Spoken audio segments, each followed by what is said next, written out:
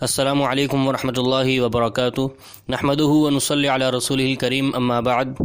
انشاءاللہ آج ہم سورۃ الاعلیٰ پڑھیں گے۔ یہ سورت بھی مکی سورت ہے، یعنی ہجرت سے قبل نازل ہوئی آپ صلی اللہ علیہ وسلم پر مکہ کے اندر۔ اعوذ باللہ من الشیطان الرجیم، بسم اللہ الرحمن الرحیم۔ سبح اسم ربک الاعلی، سبحان ربی الاعلی، الذي خلق فسوى والذي قدر فهدى والذي أخرج المرعى فجعله غثاء أحوى سنقرئك فلا تنسى إلا ما شاء الله إنه يعلم الجهر وما يخفى ونيسرك لليسرى فذكر إن نفعت الذكرى سيذكر من يخشى ويتجنبها الأشقى الذي يصلى النار الكبرى ثم لا يموت فيها ولا يحيا قد أفلح من تزكى وذكر اسم ربه فصلى بل تؤثرون الحياة الدنيا والآخرة خير وأبقى إن هذا لفي الصحف الأولى صحف إبراهيم وموسى۔ اچھا، اس صورت کو ہم نے 2 مراحل میں انشاءاللہ کمپلیٹ کریں گے۔ آج پارٹ 1 ہم سیکھیں گے چند آیات، پھر انشاءاللہ کل باقی آیات کو پڑھیں گے۔ اور جیسا کہ کل سورۃ الغاشیہ کے حوالے سے بتایا گیا تھا کہ سورۃ الاعلیٰ اور سورۃ الغاشیہ آپ صلی اللہ علیہ وسلم عید کی نماز میں اور جمعے کی نماز میں پڑھا کرتے تھے۔ پہلی رکعت میں سورۃ الاعلیٰ، پھر دوسری رکعت میں سورۃ الغاشیہ پڑھا کرتے تھے، تو یہ جمعے کی نماز میں اور عید کی نماز میں پڑھنا سنت ہے۔ اور اسی طرح یہ بھی سنت ہے کہ وطر کی 3 رکعت وطر ہے، اور 1 رکعت بھی وطر پڑھ سکتے ہیں، اس کے علاوہ 5 بھی۔ تو وطر کی جو 3 رکعتیں ہوں گی، اس میں پہلی رکعت میں سورۃ الاعلیٰ، دوسری رکعت میں سورۃ الکافرون اور تیسری رکعت میں سورۃ الاخلاص، یہ پڑھنا بھی آپ صلی اللہ علیہ وسلم سے ثابت ہے۔ اور آپ صلی اللہ علیہ وسلم نے ایک موقع پر حضرت معاذ رضی اللہ عنہ کو چند صورتیں جو ہے وہ پڑھنے کی تلقین کی تھی، یعنی تاکید کی تھی کہ یہ صورتیں پڑھی جائیں لازمی، تو اس میں یہ صورت بھی شامل ہے۔ تو لہذا یہ صورت بہت ہی اہمیت کی حامل ہے، ہم اسے بار بار سنتے بھی ہیں جمعے کی نماز میں اور دیگر اس کے علاوہ، تو لہذا اس کو ضرور سمجھیں تاکہ جب اس کی تلاوت کی جائے تو اس کے معنی ہمارے سامنے ہوں۔ سبح اسم ربک الاعلی، سبحان ربی الاعلی۔ اچھا، یہ پہلی جو آیت ہے سبح اسم ربک الاعلی، اس کے بعد میں نے سبحان ربی الاعلی پڑھا، تو یہ پڑھنا بھی آپ صلی اللہ علیہ وسلم سے ثابت ہے۔ حدیث میں آتا ہے کہ آپ صلی اللہ علیہ وسلم جب سبح اسم ربک الاعلی پڑھتے تو پھر اس کے جواب میں کہتے سبحان ربی الاعلی، یعنی اس آیت کا یہ جواب دیتے۔ تو اسی لیے جب ہم پڑھیں تو ہم بھی اس کے جواب میں سبحان ربی الاعلی پڑھیں۔ تو سبح اسم ربک الاعلی، اپنے رب کے نام کی پاکیزگی بیان کریں جو بہت ہی بلند ہے۔ اپنے رب کے نام کی پاکیزگی بیان کریں یا اپنے رب کے نام کی تسبیح بیان کریں جو بہت ہی بلند ہے یا سب سے بلند ہے۔ یہ دونوں ترجمے اس کے کیے جا سکتے ہیں کہ اپنے رب کے نام کی پاکیزگی بیان کریں جو سب سے بلند ہے۔ اب جو ہم اس کے جواب میں پڑھتے ہیں سبحان ربی الاعلی، تو اس کا مطلب بھی یہی ہے کہ میرا رب بہت ہی پاک ہے، جو سب سے بلند ہے، جو سب سے اعلیٰ ہے، تو میرا رب پاکیزگی والا ہے اور میرا رب پاک ہے۔ یعنی ایسی چیزوں سے اللہ تعالیٰ کی پاکیزگی بیان کریں جو اس کے لائق نہیں ہے، جسے ہم تنزیہ کہتے ہیں، یعنی اللہ تعالیٰ کو ایسی چیزوں سے پاک کرنا جو اس کے لائق نہیں ہے، جیسے کہ اللہ تعالیٰ کے یہ لائق نہیں ہے کہ اسے جو ہے وہ سستی آئے، اسے کمزوری آئے، اور اسے جو ہے وہ نیند آئے، اسے اونگ آئے، اور اسی طرح کی جو دیگر چیزیں ہیں جو اللہ تعالیٰ کے شان کے لائق نہیں ہے کہ اس کی اولاد ہو یا وہ کسی کی اولاد ہو، تو ان تمام چیزوں سے جو ہے وہ اس کی پاکیزگی بیان کی جائے۔ الذی خلق فسوی، جس نے پیدا کیا اور صحیح سالم بنایا، یعنی اللہ تعالیٰ نے ہی ہر چیز کو پیدا کیا اور پھر اسے صحیح طریقے سے صحیح بنا دیا، صحیح سالم کر دیا، یعنی اسے درست کر دیا۔ یعنی ایک انسان کو پیدا کیا، اب انسان کے جو اعضاء ہیں، انسان کا جو جسم ہے، اسے ایسا توازن کے ساتھ بنایا ہے، ایسی متوازن بنایا ہے کہ جو چیزیں زیادہ انسان استعمال کرتا ہے وہ اللہ تعالیٰ نے 2 رکھی ہیں، 2 کان دیے ہیں، 2 آنکھیں دی ہیں۔ اور یعنی اللہ تعالیٰ نے جو چیز بھی بنائی ہے اس کو پیدا کیا ہے اور پھر اس کو جو اس کی اصل جگہ ہے اس کو درست طریقے سے وہاں رکھ دیا ہے اور بنا دیا ہے۔ والذی قدر فہدی، اور وہ جس نے اندازہ کیا پھر ہدایت دی۔ والذی قدر فہدی، اور وہ جس نے اندازہ کیا اور پھر ہدایت دی اور پھر راہ دکھائی۔ اندازے سے مراد یہ ہے کہ اللہ تعالیٰ نے ہر چیز کا ایک اندازہ لگا کے پہلے سے ہی اس کے بارے میں لکھ دیا ہے کہ وہ کتنا جیے گا، کتنا جو ہے وہ اس زندگی میں کھائے گا پیے گا، اس کی موت کب واقع ہوگی، ہر چیز اس کے بارے میں لکھ دی ہے، اور ہر مخلوق کے بارے میں یہ لکھی جا چکی ہے۔ اسی کا نام تقدیر ہے، اور یہ تقدیر جو ہے وہ بدلنے والی نہیں ہے۔ اللہ تعالیٰ کا اندازہ ہماری طرح، ہمارے انسانوں کی طرح نہیں ہے۔ اللہ تعالیٰ نے جو لکھ دیا ہے وہ ہو کے رہے گا۔ اور پھر ہدایت دی، یعنی نیکی اور بدی کی ہدایت دی، یعنی اللہ تعالیٰ نے رستہ دکھا دیا ہے انسان کو۔ ایک برائی کا رستہ ہے، ایک اچھائی کا رستہ ہے۔ اچھائی کا رستہ جنت کی طرف جا رہا ہے، برائی کا رستہ جہنم کی طرف جا رہا ہے، تو اللہ تعالیٰ نے رستے دکھا دیے، اب انسان کے اوپر ہے کہ وہ کون سا رستہ چنتا ہے۔ والذی اخرج المرعی، اور جس نے تازہ گھاس پیدا کی، یعنی اللہ تعالیٰ نے تازہ گھاس پیدا کی، یعنی وہ تازہ گھاس جسے جو تمام جانور جو ہیں وہ، تمام تو نہیں، جو جانور جو ہے وہ اسے بڑے شوق سے کھاتے ہیں، جو مویشی چرانے والے جانور ہوتے ہیں وہ اسے بڑے شوق سے کھاتے ہیں۔ فجعلہ غثاء احوا، اور پھر اس نے اس کو سیاہ کوڑا کر دیا۔ جب یہ گھاس بالکل خشک ہو جائے تو پھر اسے غثاء کہتے ہیں، اور احوا کا مطلب ہے سیاہ کر دیا، یعنی تازہ اور شاداب گھاس جو تھی تو اسے اللہ تعالیٰ نے پھر سیاہ کوڑا بھی کر دیا۔ مراد یہ ہے کہ جو چیز شروع میں بہت زیادہ تازہ ہر چیز ہوتی ہے، شاداب ہوتی ہے، لیکن پھر اس پہ ایک دور وہ بھی آتا ہے کہ وہ بالکل سیاہ ہو جاتی ہے، کوڑے کی طرح ہو جاتی ہے۔ یہ اشارہ ہے کہ ہر چیز جو ہے وہ کمال کے بعد زوال کی طرف بھی آتی ہے۔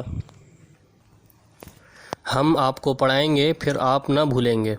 سنقرئک فلا تنسیٰ، ہم آپ کو پڑھائیں گے پھر آپ نہیں بھولیں گے۔ تو اس آیت کا کیا مطلب ہے؟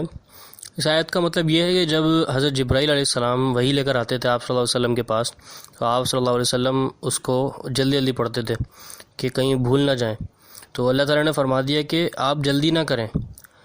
کہ جو وحی ہم نے نازل کی ہے ہم جو ہے وہ آپ کو پڑھوائیں گے، یعنی آپ کی زبان پر اسے جاری کر دیں گے، تو پھر آپ اسے بھولیں گے نہیں،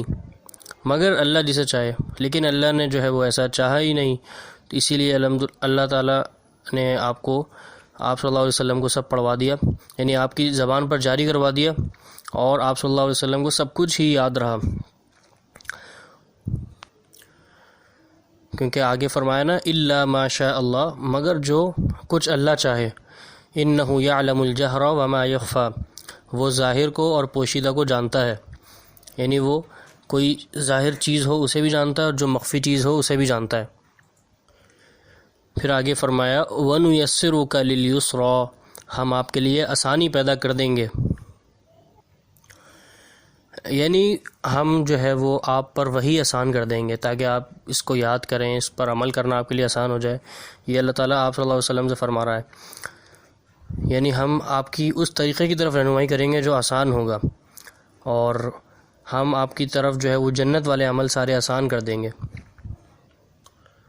اور یہ عام ہے، یعنی اللہ تعالیٰ جس کے ساتھ خیر کا معاملہ چاہتا ہے پھر اس کے لیے جو ہے وہ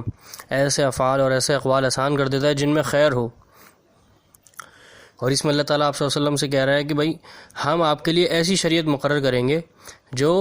نہایت ہی آسان ہوگی، مستقیم ہوگی اور اعتدال والی ہوگی، اس میں کوئی تنگی نہیں ہوگی، کوئی مشکل نہیں ہوگی۔ فذکر ان نفعت الذکریٰ، تو آپ نصیحت کرتے رہیں اگر نصیحت کچھ فائدہ دے، تو آپ نصیحت کرتے رہیں اگر نصیحت کچھ فائدہ دے۔ یعنی یہاں وعظ اور نصیحت کے لیے ایک اہم اصول بیان کیا گیا کہ نصیحت اور وعظ وہاں کریں جہاں محسوس ہو کہ یہاں میرا نصیحت کرنے کا جو ہے وہ فائدہ ہوگا، یہاں میری نصیحت فائدہ مند ہوگی، وہاں آپ نصیحت کیجیے۔ اور یہ ایک بہت ہی بنیادی اصول ہے کسی کو نصیحت کرنے کے لیے، کسی کو وعظ کرنے کے لیے، کہ وہ وقت دیکھے کہ جب وہ نصیحت کر رہا ہے تو وہ ایسی سچویشن میں ہے کہ وہ دوسرا بندہ میری نصیحت قبول کرے گا۔ تو یہ ایک بہترین حکمت والی اللہ تعالیٰ نے آپ کو ایک اصول سے نوازا ہے، اور وعظ اور نصیحت کا ایک ادب بیان کر دیا ہے۔ پھر آگے فرمایا سَيَذَّكَّرُ مَن يَخْشَىٰ، ڈرنے والا تو نصیحت لے گا، یعنی آپ کی نصیحت سے وہ شخص جو ہے وہ عبرت حاصل کرے گا کہ جس کے دل میں اللہ تعالیٰ کا خوف ہوگا، اس کے دل میں جو ہے وہ اللہ تعالیٰ کا خوف ہوگا، اللہ تعالیٰ سے ملاقات کا، کہ اللہ تعالیٰ مجھے عذاب نہ بخشے، تو وہ ضرور نصیحت حاصل کرے گا اور اپنی اصلاح کر لے گا۔ وَيَتَجَنَّبُهَا الْأَشْقَىٰ، ہاں بدبخت اس سے گریز کرے گا۔ وَيَتَجَنَّبُهَا الْأَشْقَىٰ، ہاں بدبخت اس سے گریز کرے گا، یعنی اس نصیحت سے گریز کرے گا، یعنی اس نصیحت سے وہ شخص فائدہ نہیں اٹھا سکے گا کہ جو بہت ہی بدبخت ہے، جو کفر کی وادیوں میں جا چکا ہے، جو شرک کی وادیوں میں جا چکا ہے، اس پر کوئی اثر نہیں کرے گی آپ کی نصیحت۔ پھر آگے اس کا انجام بتایا کہ الذی یصلی النار الکبریٰ، جو بڑی آگ میں جائے گا، ثم لا یموت فیہا ولا یحییٰ، جہاں پھر نہ وہ مرے گا نہ جیے گا، یعنی ایسا شخص جو کفر پر اصرار کرے گا، شرک میں مبتلا رہے گا، پھر وہ جہنم میں جائے گا، اور نہ وہ وہاں اس کو موت آئے گی نہ وہ زندہ رہے گا، یعنی زندہ تو رہے گا لیکن یہ ہے کہ بالکل حالت نزع میں پڑا رہے گا۔ حدیث میں آتا ہے نا کہ قیامت کے دن جنت اور جہنم کے بیچ میں موت کو ایک مینڈے کی صورت میں لایا جائے گا اور اسے وہاں ذبح کر دیا جائے گا، یعنی اس کے بعد کسی کو موت نہیں آئے گی۔ جو جنت میں جائے گا وہ ہمیشہ جو ہے وہ زندہ رہے گا، اور جو جہنم میں جائے گا اسے وہ بھی ہمیشہ زندہ رہے گا، اور وہ ایسی حالت میں رہے گا کہ وہ جو ہے وہاں منتیں کرے گا کہ بھائی ہمیں موت ہی دے دی جائے۔ پھر آگے فرمایا قد افلح من تزکا، بے شک اس نے فلاح یابی پا لی جو پاک ہو گیا۔ اب پیچھے اس شخص کا تذکرہ تھا کہ جو نصیحت حاصل نہیں کرتا، جو تکبر کرتا ہے، جو کفر پہ اصرار کرتا ہے، جو شرک کرتا ہے، تو اس کا ٹھکانہ کیا ہوگا۔ اب آگے فرمایا کہ قد افلح من تزکا، اب آگے بیان کیا جا رہا ہے کہ اصل کامیاب کون شخص ہے، کہ اصل کامیاب تو وہ شخص ہے جو پاک ہو گیا۔ قد افلح من تزکا، بے شک اس نے فلاح پالی، بے شک وہ بڑی کامیابی سے ہمکنار ہوا جو پاک ہو گیا۔ یعنی پاک کس چیز سے ہو گیا؟ یعنی بری عادتوں سے، اور اس نے اپنے دل کو شرک سے پاک کر لیا، گناہوں سے پاک کر لیا، معصیت سے اور اس کی آلودگیوں سے پاک کر لیا۔ پھر آگے فرمایا وَذَكَرَ اسْمَ رَبِّهِ فَصَلَّىٰ، اور جس نے اپنے رب کا نام یاد رکھا اور نماز پڑھتا رہا، یعنی یہ بھی اس شخص کی جو ہے وہ صفات بیان کی جا رہی ہیں جو کامیاب ہوا، کہ وہ شخص اپنے رب کا نام یاد رکھتا ہے، یعنی رب کی تسبیح بیان کرتا ہے اور رب کا تذکرہ کرتا ہے اور نماز پڑھتا رہا، یعنی عبادات کو اس نے قائم رکھا اور عبادات پہ جو ہے وہ اس نے مداومت جو ہے وہ رکھی اور ہمیشگی برقرار رکھی، تو اس کے لیے کامیابی ہے۔ پھر آگے فرمایا بل تؤثرون الحیات الدنیا، اب یہاں اس آیت میں ایک انسان کی ایک فطرت بیان کی جا رہی ہے کہ بل تؤثرون الحیات الدنیا، لیکن تم تو دنیا کی زندگی کو ترجیح دیتے ہو۔ یعنی پیچھے 2-3 افراد کا ذکر کیا گیا کہ ایک جو جہنمی ہے اور ایک کامیاب شخص ہے۔ اب یہاں ایک بیان کیا جا رہا ہے کہ ایک شخص جو ہے، ایک انسان کی جو ایک فطرت میں چیز ڈال دی گئی ہے کہ وہ تو دنیا کی زندگی کو ہی ترجیح دیتا ہے، دنیا کی جو عیش و عشرت ہے، دنیا کے مزے ہیں، اس میں لگا رہتا ہے اور آخرت کو بھول جاتا ہے۔ لیکن پھر اللہ تعالیٰ اس کے جواب میں کہہ رہا ہے کہ وَالْآخِرَةُ خَيْرٌ وَأَبْقَىٰ، اور آخرت بہت بہتر اور بہت بقا والی ہے۔ وَالْآخِرَةُ خَيْرٌ وَأَبْقَىٰ، اور آخرت بہت بہتر اور بہت بقا والی ہے، یعنی ہمیشگی والی ہے۔ کیونکہ دنیا میں ہر چیز جو ہے وہ فانی ہے، ہر چیز کو فنا ہونے والی ہے، کوئی بھی چیز جو ہے وہ زندہ رہنے والی نہیں ہے، ایک نہ ایک دن اس نے جانا ہی ہے اس دنیا سے۔ لیکن آخرت کی زندگی جو ہے وہ دائمی ہے اور ابدی ہے، اس لیے جو شخص عقل والا ہے وہ کبھی بھی ایسی چیز کو جو فانی ہو اس کو ترجیح نہیں دیتا اس چیز پر کہ جو باقی ہو، یعنی باقی رہنے والی ہو۔ یعنی جو عاقل شخص ہے وہ کبھی بھی دنیا کو ترجیح نہیں دے گا آخرت پر۔ ان ھذا لفی الصحف الاولی، یہ باتیں پہلی کتابوں میں بھی ہیں،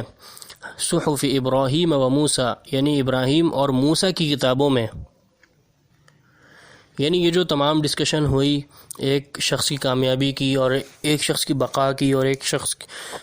جو کفر پہ اصرار کرے گا اس کے جہنم میں جانے کی، یہ تمام نصیحتیں، یہ تمام انسانوں کے لیے نصیحتیں یہ پہلی کتابوں میں موجود ہیں جو پہلے انبیاء پہ نازل ہوئیں، اور جو حضرت ابراہیم اور موسیٰ علیہ السلام کی کتابوں میں جو ان کے صحیفوں میں اس میں بھی یہ تمام نصیحتیں موجود ہیں۔ تو اب سوال پیدا ہوتا ہے کہ ہے کوئی اگر نصیحت حاصل کرنے والا تو اس کے لیے نصیحت موجود ہے، ہمارے سامنے قرآن کریم موجود ہے، ہم عمل کریں گے انشاءاللہ تو ہم بھی اس کامیاب شخص میں سے ہو جائیں گے جسے اللہ تعالیٰ نے کہا کہ قد افلح من تزکیٰ، کامیاب ہو گیا وہ شخص جس نے تزکیہ کر لیا، جو پاک ہو گیا۔ تو اللہ تعالیٰ ہمارے لیے آسانی پیدا فرما دے کہ ہم بھی برائیوں سے بچ کے اپنے آپ کو پاک کر لیں۔ والسلام علیکم ورحمۃ اللہ وبرکاتہ۔